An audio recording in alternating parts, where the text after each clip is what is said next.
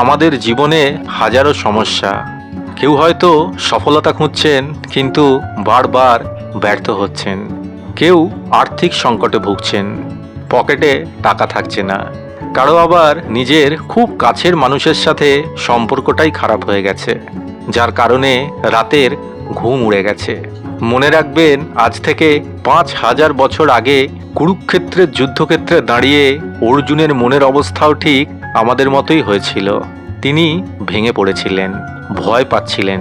তখন স্বয়ং শ্রীকৃষ্ণ তাকে যে উপদেশগুলো দিয়েছিলেন তা কেবল অর্জুনের জন্য ছিল না, তা ছিল আজ আমাদের এই প্রতিদিনের লড়াইয়ের সহজ সমাধান। আজ আমরা শ্রীকৃষ্ণের অমৃত বাণী একদম সহজ ভাষায় শুনব, যা আপনার মনের সমস্ত অন্ধকার এক নিমেষে দূর করে দেবে। ফলাফল বা কোনো কিছু পাওয়ার চিন্তা মাথায় রেখে কখনো কাজ শুরু করো না। তুমি শুধু তোমার সম্পূর্ণ মনোযোগ দিয়ে কাজটি করো।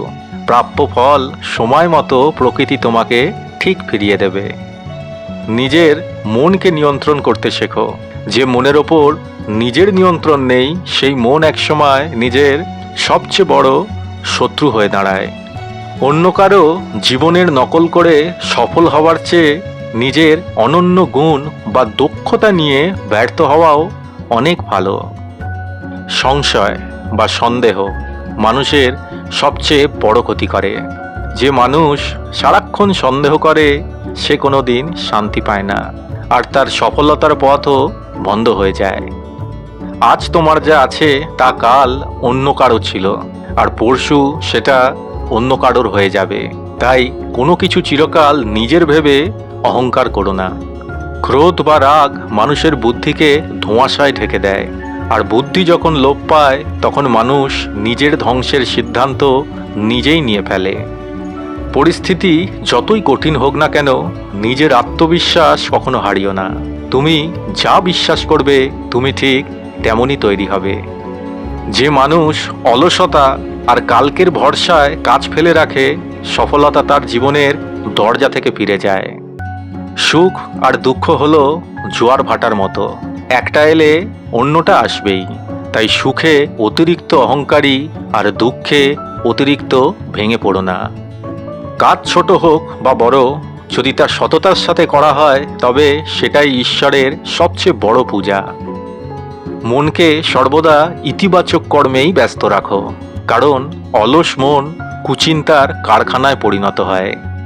তুমি আজকে যা করছো তার ফল তোমাকে আজকে বা আগামীকাল ভোগ করতেই হবে। কর্মের হাত থেকে কেউ রেহাই পায় না।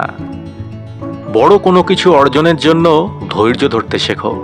কাঁচা ফল যেমন মিষ্টি হয় না, তেমনি সময়ের আগে পাওয়া সফলতা স্থায়ী হয় না। নিজের দুর্বলতাকে কখনো অন্যের সামনে প্রকাশ করো না। এই জগৎ তোমার দুর্বলতাকে অস্ত্র বানিয়ে তোমাকেই আঘাত করবে। যে কোনো নতুন কাজ শুরু করার সময় মনের ভয়কে বিদায় দাও। ভয় হলো সফলতার পথের প্রথম বাধা। নিয়মানুবর্তিতা এবং প্রতিদিনের ছোট ছোট চেষ্টায় একদিন বড় কোনো অলৌকিক কাণ্ড ঘটিয়ে দেয়। নিজের ভুলগুলো থেকে শিক্ষা নাও, কিন্তু সেই ভুলের জন্য আফসোস করে আজকের দিনটা নষ্ট করো না। যখন পুরো পৃথিবী তোমার বিপক্ষে চলে যাবে তখনও নিজের সততার পথ ছেড়ো না। ঈশ্বর সৎ মানুষের পরীক্ষা নেন, কিন্তু হাত ছাড়েন না। জ্ঞান অর্জন করাই শেষ কথা নয়, সেই জ্ঞানকে নিজের আচরণে ফুটিয়ে তোলাই হলো আসল সফলতা। তুমি একা নও। যখনই তুমি নিজেকে একা ভাববে, মনে রেখো তোমার ভেতরে থাকা পরমাত্মা সব সময় তোমার সাথেই আছেন। ভাগ্যের ওপর হাল ছেড়ে দিয়ে হাত গুটিয়ে বসে থেকো না। নিজের সেরাটা দিয়ে চেষ্টা করো, তারপর বাকিটা ঈশ্বরের ওপর ছেড়ে দাও। জীবনে এগিয়ে যেতে হলে কিছু মানুষকে এবং কিছু পরিস্থিতিকে পেছনে ফেলে আসতেই হয়। একে পরাজয় বলে না, একে জীবন বলে। প্রশংসা শুনে যেমন মাটিতে পা হারাবে না, তেমনি সমালোচনা শুনে নিজের রাস্তা পরিবর্তন করো না। যে নিজের সীমাবদ্ধতা জানে এবং তা মেনে নিয়ে উন্নতি করার চেষ্টা করে, তাকে কেউ কোনোদিন হারাতে পারে না। ব্যর্থতা মানে জীবনের শেষ নয়। ব্যর্থতা কেবল এটাই প্রমাণ করে যে তোমার সফল হওয়ার চেষ্টাটা মন থেকে ছিল না। টাকা বা সম্পদ কোনোদিন তোমাকে শান্তি দিতে পারবে না যদি না তোমার মনের ভেতর সন্তুষ্টি থাকে। সন্তুষ্ট মনই হলো আসল ধনসম্পদ। নিজের উপার্জনের একটি ছোট্ট অংশ সবসময় অন্যের কল্যাণে বা সমাজসেবায় ব্যয় করো। সম্পদ আটকে রাখলে তা পচে যায়, প্রবাহিত রাখলে বৃদ্ধি পায়। অসৎ উপায় বা কাউকে ঠকিয়ে উপার্জিত অর্থ দেখতে খুব বড় মনে হলেও তা ক্ষণস্থায়ী এবং দিনের শেষে তা কেবল অশান্তিই বয়ে আনে। আজকে তোমার পকেট খালি বলে ভেঙে পড়ো না। আজ তুমি যে খাটুনিটা খাটছ তা তোমার ভেতরের যোগ্যতার পাত্রটিকে অনেক বড় করছে, যাতে আগামী দিনে বড় সমৃদ্ধি ধরে রাখা যায়। লোভ হলো নরকের প্রথম প্রবেশদ্বার। যা তোমার প্রাপ্য নয় তার প্রতি লোভ করা বন্ধ করো। দেখবে মন অনাবিল শান্তিতে ভরে গেছে। ঈশ্বর কোনোদিন কারো ভাগ্য লেখেন না।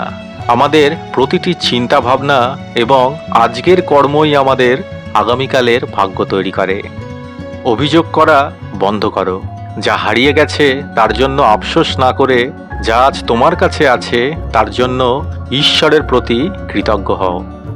টাকা দিয়ে তুমি বিছানা কিনতে পারবে, কিন্তু ঘুম নয়। বই কিনতে পারবে, কিন্তু জ্ঞান নয়। তাই নিজের ভেতরের আসল সম্পদের দিকে নজর দাও। তোমার সততা, তোমার ভক্তি আর তোমার কর্ম তোমাকে অসীম শান্তি দেবে। যে মানুষ নিজের অহংকার আর আমিত্ব ত্যাগ করতে পারে, ধনদেবী লক্ষ্মী চিরকাল তার সাথেই অবস্থান করেন। তুমি এই পৃথিবীতে খালি হাতে এসেছিলে এবং খালি হাতেই চলে যাবে। মাঝখানের এই সময়টায় যা অর্জন করছো তা মানুষের ভালোবাসা আর সৎ কর্মের মাধ্যমে বাঁচিয়ে রাখো। সত্যিকারের ধনী সে নয় যার ব্যাংকে কোটি টাকা আছে। আসল ধনী সেই যার মনের ধন অপরিসীম। অতিরিক্ত সঞ্চয়ের মোহ মানুষকে কৃপণ করে তোলে, আর কৃপণ মানুষ কখনো সম্পদের আসল আনন্দই উপভোগ করতে পারে না। তোমার যা প্রয়োজন ঈশ্বর তা তোমাকে ঠিক সময় জুগিয়ে দেবেন, কিন্তু তোমার যা লোভ তা এই ব্রহ্মাণ্ডও পূরণ করতে পারবে না। মানসিক শান্তি কোনো বাজার থেকে কেনা যায় না। এটা আসে নিজের চিন্তাকে পবিত্র রাখা এবং অন্যের ক্ষতি না করার মানসিকতা থেকে। যখন তোমার মন চঞ্চল হয়ে উঠবে তখন প্রকৃতির মাঝে বা নির্জনে কিছুক্ষণ সময় কাটাও। নীরবতার চেয়ে বড় কোনো ওষুধ নেই। ঈর্ষা বা হিংসা হলো নিজের ঘরের আগুনে নিজে পুড়ে মরার মতো। অন্যের উন্নতি দেখে হিংসে না করে নিজের উন্নতির দিকে তাকাও। তুমি শুধু নিজেকে পরিবর্তন করো, দেখবে পুরো পৃথিবী তোমার কাছে সুন্দর হয়ে গেছে। যা ঘটে গেছে তা অতীত, আর যা আসবে তা ভবিষ্যৎ। তুমি শুধু আজকের এই সুন্দর বর্তমান মুহূর্তটিকে উপভোগ করতে শেখো। সুখ কোনো গন্তব্য নয়, সুখ হলো একটা যাত্রা। প্রতিদিনের ছোট ছোট জিনিসের মধ্যে আনন্দ খুঁজে নিতে শেখো। সব কিছুর ওপর নিজের অধিকার প্রতিষ্ঠা করতে যেও না। কিছু জিনিসকে তার নিজের মতো করে ছেড়ে দেওয়াই হলো বুদ্ধিমানের কাজ। সরল জীবনযাপন এবং উচ্চ চিন্তাভাবনা, এই দুটি জিনিসই মানুষকে প্রকৃত মানুষ বানিয়ে তোলে। ভেতরের শান্তি যদি বজায় রাখতে চাও তবে মানুষের কাছ থেকে অতিরিক্ত আশা রাখা বন্ধ করো।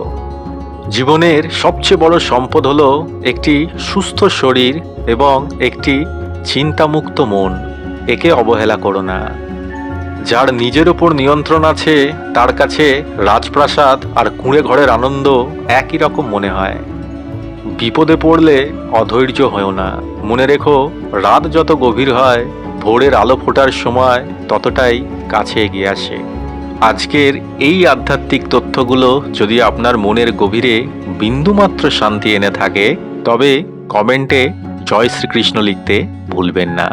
সনাতন জ্ঞানের এই পবিত্র যাত্রায় আমাদের সাথে যুক্ত থাকতে চ্যানেলটি সাবস্ক্রাইব করতে ভুলবেন না। পরমেশ্বরের কৃপায় সকলের দিনটি অত্যন্ত শুভ হোক। ভালো থাকুন, সুস্থ থাকুন। রাধে রাধে।